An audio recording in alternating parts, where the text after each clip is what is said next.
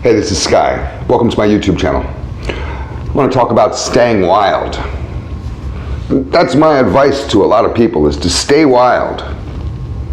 Stay wild, my friend. Don't let them tame you. Don't let society tame you. Stay wild. Keep your animalistic nature. Remember that you're an animal.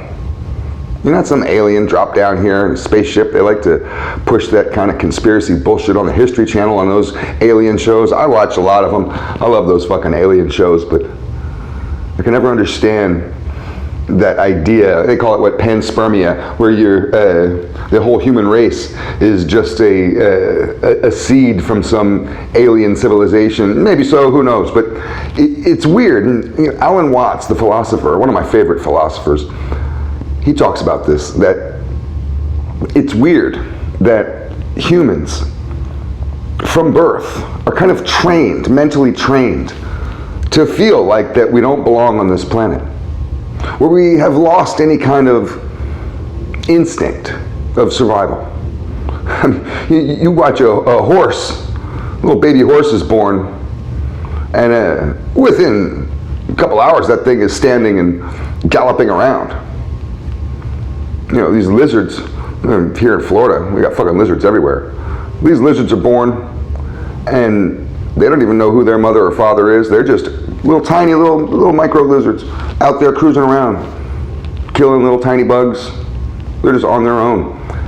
We're so fragile, and we're taught everything we know. Our whole outlook on the world is fed to us. Not just by our parents. We can't just blame our parents. You can't just blame your family. You could if you lived in some kind of weird isolated cult. You could blame them because they feed you everything. But our society, it's not just your neighbors. It's the media. It's the narrative that everybody pushes at the same time, like sheep. It's fashions, fads, generational beliefs. All kind of forms us into this person. This is what Babylon does to us.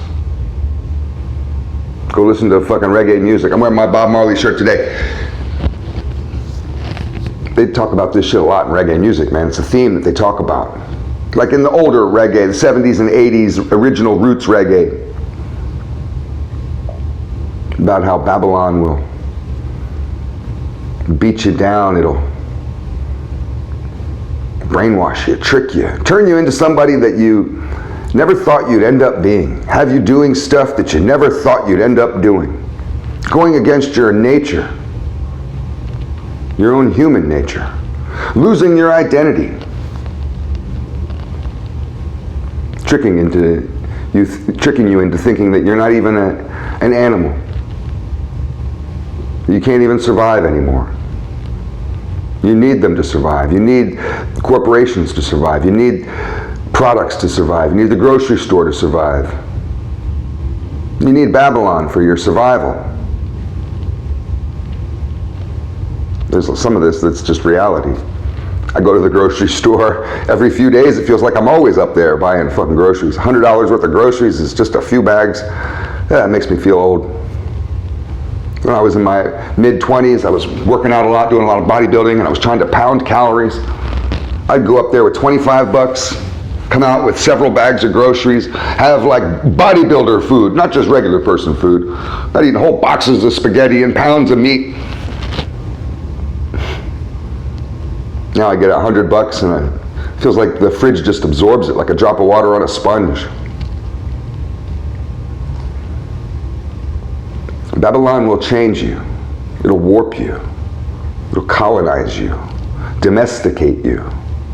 Society will take you from being a strong, dominant male creature of your species. It'll turn you from that into being a pussy, little weakling, dependent upon everybody for your survival. It'll take a wolf and turn it into a chihuahua. And I mean, for real.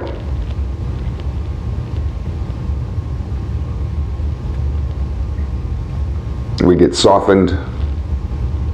Seems like each generation has become softer and softer. Manhood is becoming more feminine.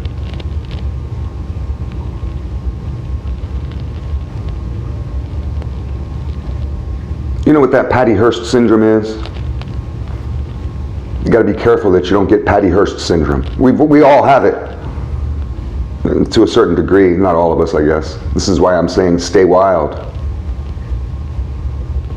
And Patty Hearst was William Randolph Hearst's daughter or granddaughter, whatever, and she was a rich socialite with a rich last name, kind of like one of these Paris Hilton types where her last name meant something.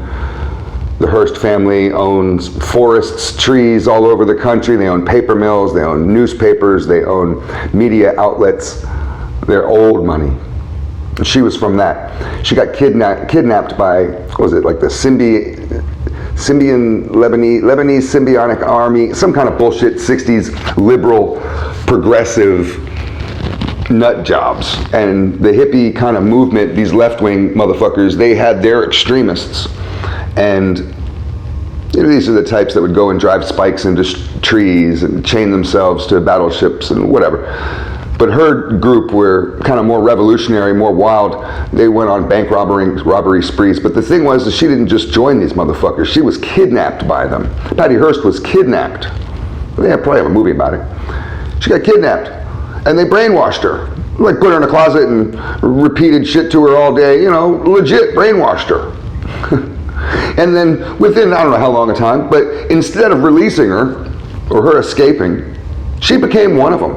And they have, FBI has footage of her willingly, not being held captive anymore, but willingly, like a part of their group, robbing banks and shit, she became a criminal. So this Patty Hearst syndrome is, you can be brainwashed into doing things that you would never do, that goes against your nature, goes against everything you've ever been taught or believed, goes against who you are as a creature, goes against everything, and have you doing stuff you never thought you would be doing. But what it takes is repetition, isolation, separation from those that love you, confusion, so you don't even know who's who anymore. Do you have Patty Hearst syndrome right now? Where you've fallen in love with your captors? Right? Fallen in love with Babylon. Stay wild, my friend. Don't let them tame you.